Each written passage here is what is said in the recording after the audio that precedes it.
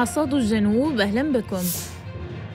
بحث الرئيس عيدروس الزبيدي رئيس المجلس الانتقالي الجنوبي نائب رئيس مجلس القيادة الرئاسي مع الفريق محسن الداعري وزير الدفاع اليوم الأحد التطورات العسكرية على الساحة وتداعيات تصاعد تهديدات ميليشيا الحوثي على خطوط الملاحة الدولية البحرية.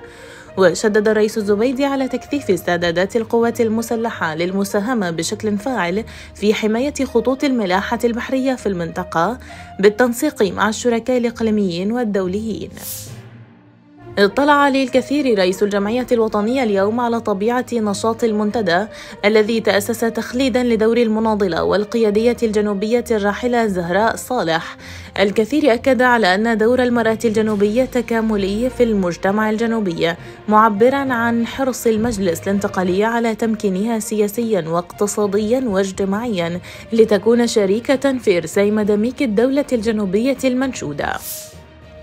بحث مبخوث بن ماضي محافظ حضرموت رئيس اللجنة الأمنية خلال اجتماع اليوم الأحد الإجراءات الأمنية في مواجهة العناصر الإجرامية وإنجازات عمليات مكافحة الجريمة. واطلع خلال الاجتماع الأمني على تقارير المهام والواجبات التي تطلع بها الأجهزة العسكرية والأمنية في خدمة الأمن والاستقرار.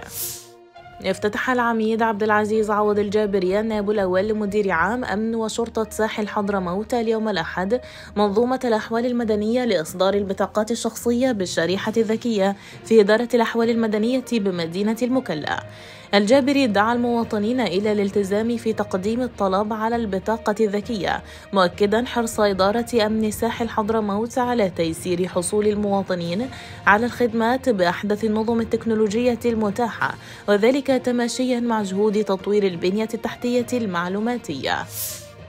نهاية الحصاد لهذا اليوم، إلى اللقاء.